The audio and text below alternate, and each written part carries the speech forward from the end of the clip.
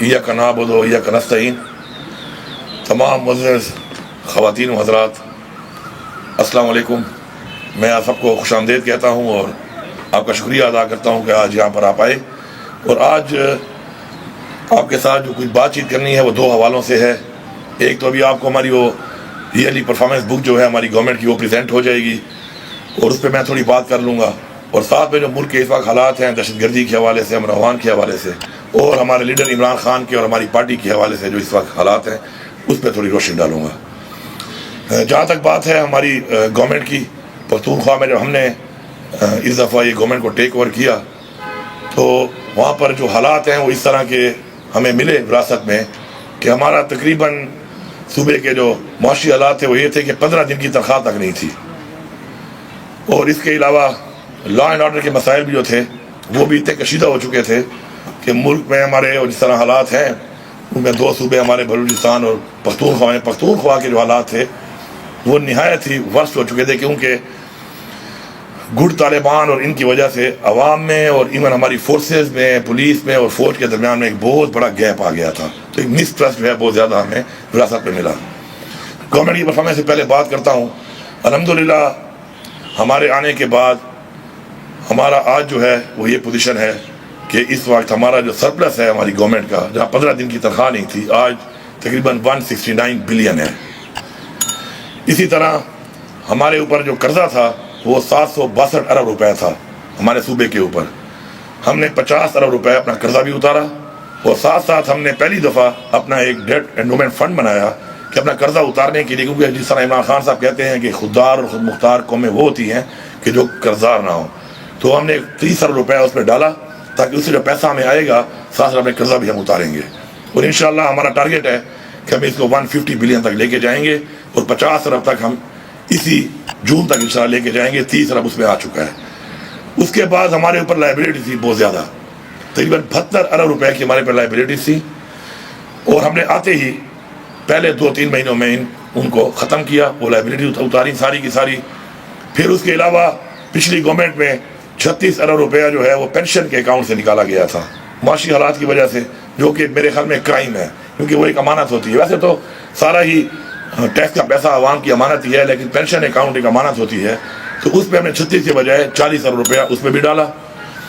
उसके अलावा पहली दफ़ा हमने एक प्लान बनाया कि जो हमारे ऐसे महकमे हैं और हमारे ऐसे इदारे हैं हमारे सूबे में जो कि इस वक्त लॉसेस में हैं और वो ग्रांट के साथ चल रहे हैं, तो उनके लिए हमने एंडोमेंट फंड बनाना शुरू किए ताकि सेल्फ सस्टेनेबल हो जाएं।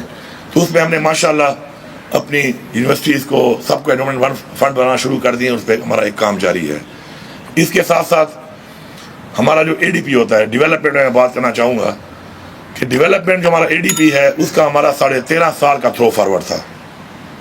उसको हमने 7.5 साल पे लाया पहले 3 महीनों के अंदर अंदर, और इंशाअल्लाह उसको इस साल हम 4.5 साल पे लेके आएंगे। और इससे मैं ज़रा क्लैरिटी कर दूं, हमारी जो मिस प्लानिंग होती है डेवलपमेंट में, उससे पिछले 15 साल में इस सूबे को 450 अरब का नुकसान हुआ है। और मिस प्लानिंग क्या है कि हम एक काम शुरू करते हैं, उसको कंप्लीट करने की पॉलिसी हमारे पास सही नहीं होती, तो वो काम इतना लंबा हो जाता है कि वही काम मोर देन 2 टाइम्स और 3 टाइम्स तक भी उतने पैसों में कंप्लीट होता है। मतलब उतना ही काम हमने किया लेकिन 450 अरब उसमें ज़्यादा लगे, जो कि अवाम के टैक्स के पैसे के साथ एक बहुत बड़ी ज्यादती है।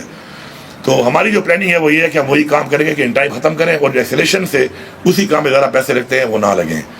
तो उस हवाले से मैं यहाँ पे बताना चाहता हूँ कि ये जो बात होती है करप्शन की, एक बयानिया बनाना हमारे लिए बड़ा आसान होता है। तो करप्शन बिल्कुल एक बहुत बड़ा नासूर है हमारे माशरे के अंदर भी, हमारे मुल्क के अंदर भी। लेकिन मैं आपको बताऊँ कि विद गुड गवर्नेंस, मॉनिटरिंग और डिजिटाइजेशन के साथ आप इसको कंट्रोल कर सकते हैं। हमने उसका ये अमली नमूना पेश किया है। हमने कोई टैक्स नहीं लगाया और हमने 55% और 50% नॉन टैक्स में और टैक्स रेवेन्यू में इजाफा किया है। ये बाकी भी कर सकते हैं, इतनी गुंजाइश थी तभी ये हुआ है। गुंजाइश मौजूद थी, काम नहीं हो रहा था। इसी तरह करप्शन जो है वो सिस्टम के अंदर मौजूद है। और अब जो मैंने आपको कुछ हिसाब बताया है कि अब अपनी डेवलपमेंट को जो हमारी ADP के पैसे थे उससे हम 30 अरब रुपया ज्यादा दे रहे हैं। तो ये पैसे पहले जो मैंने आपको हिसाब दिया है कुछ पैसों का जो हमने इकट्ठा किया है, ये पैसा सिस्टम में मौजूद था یہ تقریباً 200 ارب سے زیادہ پیسہ ہے. یہ کہاں جا رہا تھا؟ یہ کسی اور کی جیبوں میں جا رہا تھا. ہم نے صرف مانیٹرنگ کی ہے, ٹرانسپیرنسی لائے ہیں, بہت سسٹم کو ڈیجیٹائز کیا ہے, مزید بھی ابھی کر رہے ہیں, مزید بھی گنجائش ہے, انشاءاللہ اس پہ کام ہو رہا ہے, اور اس سے یہ پیسہ خزانے پہ آیا ہے. تو ود گڈ گورننس آپ یہ کام کر سکتے ہیں. اور میں یہ کہوں گا کہ جو بیٹھے ہوئے تنقید کرتے ہیں ہمارے اوپر کہ کرپشن ہو رہی ہے پختونخوا میں, تو میں صرف اتنا کہوں گا کہ ایسی کرپشن آپ بھی کریں. یہ بڑی پازیٹیو کرپشن ہے, آپ کو کرنی چاہیے. مریم نواز صاحبہ, آپ 146 بلین خسارے میں ہیں اپنے ٹارگیٹ سے, میں 169 ارب روپے سرپلس ہوں اپنے ٹارگیٹ سے, تو میں تو بڑی اچھی کرپشن کر رہا ہوں. پھر آپ کیا کر رہی ہیں, مجھے آپ یہ بتائیں کہ جب اس رزلٹ کے بعد یہاں کرپشن ہے تو وہاں کیا ہو رہا ہے, اس کا تو میرے خیال میں ڈکشنری میں کوئی نام بھی نہیں ہوگا. میں 55% اور 50% ٹیکس کو انہانس کرتا ہوں, آپ 10-12% پہ گھوم رہی ہیں, اور میں کرپشن بھی کر رہا ہوں. تو پھر آپ کیا کر رہی ہیں, ذرا یہ بتا دیں. میں نے سسٹم کے اندر سے 200 ارب سے زیادہ پیسہ ریز کیا, جنریٹ کیا, اور آپ 146 ارب روپے خسارے میں ہیں. کرپشن یہاں پہ ہو رہی ہے, تو وہاں پہ کیا ہو رہا ہے, ذرا روشنی ڈالیں اس کے اوپر. اور ہمیں اصلاح کرنی چاہیے اپنی, اور تنقید کے بجائے سیکھنا بھی چاہیے اور پازیٹیو ہونا چاہیے. میں یہ سمجھتا ہوں کہ ایک چھوٹی ایگزامپل دیتا ہوں آپ کو. ہیلتھ کارڈ ہمارا بند ہو گیا تھا, جب دوبارہ ہم نے شروع کیا تو ہمیں ریٹ انہانس کرنے پڑے, کیونکہ ہیلتھ کارڈ کے اندر بہت سے ہاسپٹل ایسے تھے پرائیویٹ جو ہمیں چھوڑ گئے تھے, کیونکہ ظاہری بات ہے علاج مہنگا ہو گیا. لیکن آپ حیران ہوں گے یہ سن کر کہ 30% انکریز کرنے کے بعد ریٹس کو, آج ہمارے ہیلتھ کارڈ کے اوپر ہر مہینے 90 کروڑ سے 1 ارب کم بل آ رہا ہے. ٹرانسپیرنسی, یہ تقریباً اگر میں اس حساب سے بھی لگاؤں تو 11 ارب روپے آپ نے بچت کی ہے, اور اگر 30% انکریز کے حساب سے لگاؤں تو 15 ارب کی بچت ہے ایک سال کے اندر. اسی طرح دوائیاں دیکھ لیں, 2018, 19, 20, 21, 22 میں 8 ارب, 9 ارب, 10 ارب اور 12 ارب روپے کی پرچیزنگ ہوئی. اتنی ہی دوائی, اتنی ہی کوانٹٹی انہی کمپنیوں سے. ہم نے آ کر وہی پرچیز کیا ہے 5 ارب روپے میں, صرف اتنی ہی کوانٹٹی, وہی کمپنیاں ہیں. تو یہ کیا ہے, صرف مانیٹرنگ ہے. ٹرانسپیرنسی مانیٹرنگ کے ذریعے کنٹرول ہو سکتی ہے. اخلاقیات کے ذریعے اگر آپ نے کرپشن ختم کرنی ہے تو میں دعوے سے کہتا ہوں کہ اس کے لیے وی نیڈ 2 جنریشنز. اب ڈیجیٹائز کر کے, سسٹم کو ٹھیک کر کے, مانیٹر کر کے آپ نے اس کو کنٹرول کرنا ہے, اور یہ اس کا ثبوت ہے. اسی طرح ہم نے پریکیورمنٹ کی. آپ حیران ہوں گے سب یہ سن کر کہ میں نے 20 ارب کی گندم کیش میں لی ہے, اور اگر یہ گندم میں پاسکو سے لیتا تو کوالٹی پاسکو کی آپ کے سامنے ہے, جو حالات چل رہے ہیں پاسکو کی کوالٹی کے گندم کے, اور مجھے 10 ارب روپے پاسکو کو دینے پڑتے ہیں کمیشن فار نتھنگ. تو میرا اپنا صوبہ ہے, میرے ڈپارٹمنٹس ہیں, میرے لوگ ہیں, تنخواہ لے رہے ہیں. تو میں نے خود جو کیا اس سے 10 ارب کی بچت آئی, اور کیش میں لیا بجائے قرض میں لینے کے. انشاءاللہ آپ دیکھیں کہ پختونخوا میں کمنٹ کیا ہے IMF نے کہ ہم نے ان کے سارے ٹارگیٹ اچیو کیے ہیں. یہ کیا ہے, یہ کریڈیبلٹی ہے, ایک صوبے کی ہے, پاکستان کی ہے. ایسی کریڈیبلٹی آپ کی ہوگی تو آپ کو پاؤں نہیں پکڑنے پڑیں گے ان کے, آپ کے اوپر وہ تھوکتے ہیں ہر چیز, کیونکہ آپ کریڈیبل نہیں رہے. آپ نے کریڈیبل رہنا ہے, اور کریڈیبل رہنے کے لیے ضروری ہے کہ آپ کو اپنے وہ جو آپ سے کمٹمنٹس ہوتی ہے پوری کریں گے. الحمدللہ ہمارا تقریباً 10 ارب روپیہ جو ہم نے دینا ہوتا ہے ہر مہینے کا, ایک دن بھی ہم نے شارٹ نہیں کیا. وہ قسط ہماری جو قرضے کی, جو ہمارے انٹرسٹ کی قسط ہے, جو ہم نے نہیں لیا, لیکن ظاہری بات ہے ہم نے اون کرنا ہے, وہ ہر مہینے ہم 10 ارب روپے پورے کے پورے اتار رہے ہیں. اب میں ذرا بات کروں گا تھوڑی سی, باقی ہم نے بہت سے ایسے کام کیے ہیں, ابھی بہت بک آپ کے پاس ہے, اور میں یہ بھی دعویٰ کرتا ہوں کہ کوئی بھی فگر اگر آپ دیکھیں گے تو آپ کو میں یہ بتا رہا ہوں کہ تھوڑا ہے یا بہت ہے, ہم نے وہی لکھا ہے جو ہم نے کیا ہے. ہم نے جھوٹ نہیں بولا, ہم نے پرائی تختیاں بھی اٹھا کر ان پہ اپنے فوٹو نہیں لگائے. یہ میرٹ کے اوپر ہی ہم نے بنائی ہے, اور یہی ہے. اس میں ہم نے ہر چیز کو ڈبل کیا ہے. زکوٰۃ ہماری پہلے 12,000 تھی, ہم نے اس کو 25,000 کر دیا. بچیوں کی شادی 25,000 تھی, ہم نے اس کو 2 لاکھ کر دیا. ہمارے جتنے بچوں کو ہائر ایجوکیشن میں اسکالرشپ مل رہے تھے ان کو ہم نے ڈبل کر دیا. ہمارے جتنے بچوں اور بچیوں کو ایلیمنٹری میں اسٹائپینڈ میں وظیفے مل رہے تھے ان کو ہم نے پیسوں کو بھی ڈبل کیا اور کوانٹٹی کو بھی ڈبل کیا, اور انڈومنٹ فنڈ بھی ہم نے ڈبل کیا جتنے ہمارے چل رہے تھے ان چیزوں میں. تو اس طرح کی بہت سی اور چیزیں ہیں, ڈیٹیل اس میں موجود ہے. اب جو ملک میں حالات ہیں اس وقت پولیٹیکل, جو ہماری ایک نان اسٹیبلٹی ہے, اس کا ایک ہی حل ہے, اور وہ حل ہے کہ عمران خان کو رہا کرنا پڑے گا. جب تک عمران خان جیل میں ہے آپ انٹرنیشنلی اسٹیبلش نہیں کر سکتے کہ پاکستان میں پولیٹیکل اسٹیبلٹی ہے. ان کو یہ سمجھ نہیں آ رہی. ان کو یہ سمجھنا پڑے گا. کوئی انویسٹ کرنے کو تیار نہیں ہے آپ کے ساتھ، دھرنے ہو، پروٹیسٹ ہو یا نہ ہو. لیکن عمران خان کے جیل میں ہوتے ہوئے اس وقت دنیا میں آپ اسٹیبلش نہیں کر سکتے کہ پولیٹیکل اسٹیبلٹی ہے یہاں پر.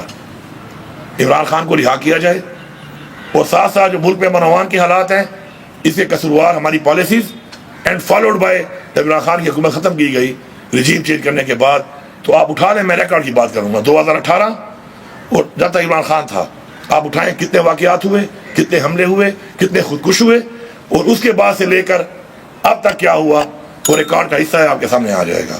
اس سے ہمیں نکلنا پڑے گا، ہمیں اپنی پالیسی کو دیکھنا پڑے گا. مذاکرات کے بغیر افغانستان کے ساتھ 2200 کلومیٹر کی میرے صوبے کی ایک بارڈر ہے، اور افغانستان وہ ملک ہے جس نے 2 سپر پاور کو شکست دی ہے. یہ کوئی کچے کے ڈاکو نہیں ہے، یا یہ کوئی موبائل سنیچر نہیں ہے کہ آپ کو مذاق لگ رہا ہے. یہاں پر آپ بغیر مذاکرات کیے افغانستان کے ساتھ اس خطے میں امن کی بحالی نہیں کر سکتے. اپنی کیپیسٹی بھی آپ دیکھ لیں، ان کی کیپیسٹی بھی آپ دیکھ لیں. اور افغانستان کے لیے تو جنگ، ان کے لیے تو بزنس ایز یوزول ہے. ان کی تو 2 نسلیں جنگ میں پیدا ہوئی ہیں. کیا ہماری یہ پوزیشن ہے؟ کیا ہم یہ کر سکتے ہیں؟ میں افغانستان سے جب بات کرتا ہوں مذاکرات کی، اس لیے کرتا ہوں کہ پوری دنیا میں ہر مسئلے کا حل ہی مذاکرات ہے. ہمارے پہ ایک اور الزام لگاتے ہیں بار بار بیٹھ کر کہ جی ہم طالبانوں کو لا رہے تھے، ہم طالبانوں سے مذاکرات کر رہے تھے. مذاکرات ہم نے بالکل پہلے بھی بات کی ہے، اب بھی ہم کرتے ہیں. لیکن یہ 2022 میں جب پی ڈی ایم کی حکومت آئی ہے رجیم چینج کے بعد، ان کی نیشنل سیکیورٹی کمیٹی کی میٹنگ میں بھی یہ فیصلہ ہوا ہے اور اپروول ہوئی ہے کہ طالبانوں سے مذاکرات کیے جائیں. سائن موجود ہے، میٹنگ موجود ہے، ریکارڈ کا حصہ ہے، آپ دیکھ لیں اس کو. تو یہ الزامات لگا کر میں آپ پہ الزام لگاؤں، آپ میرے پہ الزام لگائیں، اس طریقے سے مسئلے حل نہیں ہوتے. میں نے جو کرسی اون کی ہے اس پہ جو پیچھے ہوا ہے مجھے اون کرنا پڑے گا، مجھے اپنی پالیسیز ٹھیک کرنی پڑیں گی. اگر میں نے اس کرسی پہ بیٹھ کے غلط فیصلہ کیا ہے اور مجھے پتا چلا کہ فیصلہ غلط تھا، تو مجھے اس فیصلے کے لیے اصلاح کرنی پڑے گی. اپنی انا کا مسئلہ نہیں بنانا پڑے گا. انا کا مسئلہ بنا کر ہم ملک کو ایک ایسی طرف دھکیل رہے ہیں کہ نہ ہماری کوئی ڈائریکشن ہے اچھی اکانومی کی طرف، نہ ہماری ڈائریکشن ہے اپنے اس ملک میں امن و امان کی طرف، اور نہ ہی اس خطے میں ہم کو ایسا کردار ادا کر پا رہے ہیں. ہم سب نے اس کے لیے کردار ادا کرنا ہے.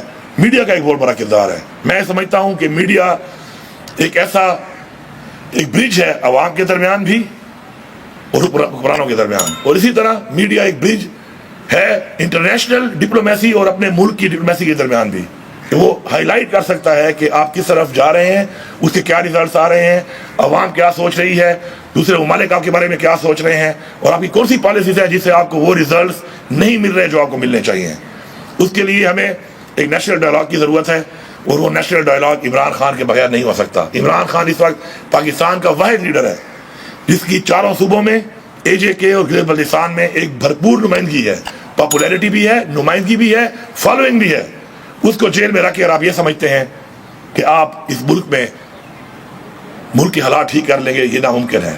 اس وقت اعتماد کی یہ پوزیشن ہے کہ جب مجھے یہ صوبہ ملا تو آپ یقین کریں کہ لکی میں میری پولیس احتجاج کر رہی ہے کہ فوج کو نکالو یہاں سے، پھر Bannu followed by Tank, DI Khan, Waziristan, ہر طرف یہ بات چل رہی ہے.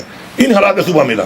آج الحمدللہ میں نے اپنا provincial election plan as a whole اس پہ کام شروع کیا ہے، اور اس میں پہلی چیز جو میں نے دیکھی وہ یہ دیکھی کہ کوئی ایسی جنگ آپ عوام کے بغیر نہیں جیت سکتے. You have to win the hearts. اس پہ ہم نے کام شروع کیا. آج الحمدللہ اس کے ریزلٹ آپ دیکھیں. کرک میں حملہ ہوا، پوری کی پوری کرک کی عوام نکل آئی. بنو میں حملہ ہوا، بنو کی عوام نکل آئی. لکی کی عوام نے اعلان کر دیا ہے کہ اگر کوئی دہشت گرد حملہ کرے گا اپنی فورسز کے ساتھ پہلے ہم لڑائی کریں گے.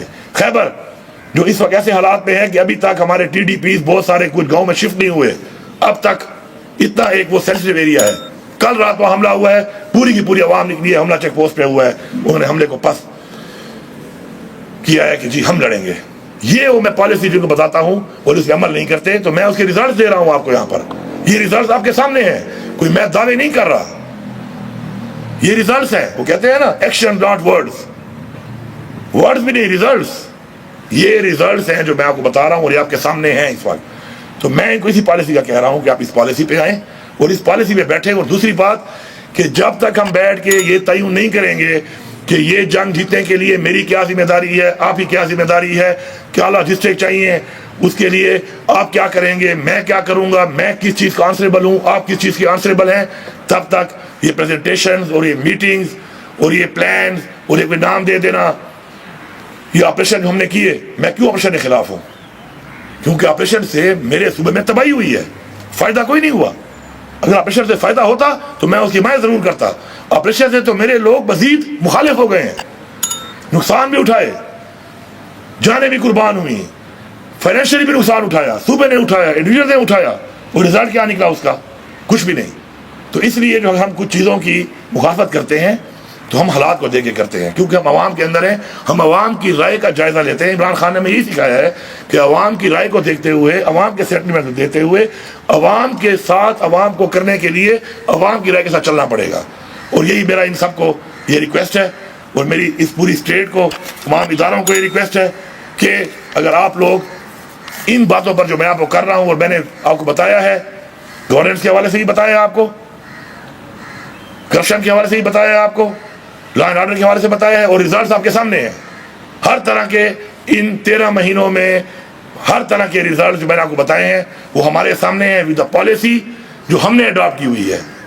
تو اس پالیسی کو آپ بھی اڈاپٹ کریں, باوجود اسے کہ آپ ہمارے ساتھ کوآپریٹ نہیں کر رہے, اس کے باوجود بھی یہ ریزلٹس ہیں. تو اگر یہ سارے مل کے کوآپریٹ کر کے اور انا سے نکل کے عمران خان کو رہا کر کے ہم اس پہ بیٹھ جائیں تو کوئی ایسا چیلنج نہیں ہے جو اپنا ایک ایز اے پاکستانی ہم لوگ اچیو نہ کر سکیں. انشاءاللہ میری یہ دعا ہے, افطار کا ٹائم بھی ہونے والا ہے, کہ اللہ تعالیٰ ہم سب کے روزے اور عبادتیں بھی قبول کرے, ہمیں توفیق دے کہ ہمارے لوگ اپنی خوشیاں اپنے بچوں کے ساتھ, گھر والوں کے ساتھ عید کی منا سکیں, اور ہمیں یہ توفیق دے کہ اپنے ملک کے لیے ہم کردار ادا کر سکیں, اور ہمارے اندر سے یہ ذاتی انٹرسٹ کے بجائے ہمارے اندر قومی مفاد کا جو ہے وہ ایک جذبہ اللہ تعالیٰ ہمارے اندر پیدا کرے اور اسے ہمیں سرشار کرے, اور ہمیں توفیق دے کہ ہم ان لوگوں میں شامل ہوں, کل یاد کیا جائے کہ یہ وہ نسل تھی جس نے پاکستان کے وہ مسائل حل کیے تھے جو مسائل ہمارے باوجود نے دیکھے یا ہم نے دیکھے, ہمارے بچے اس کو نہ دیکھیں. آمین. بہت شکریہ.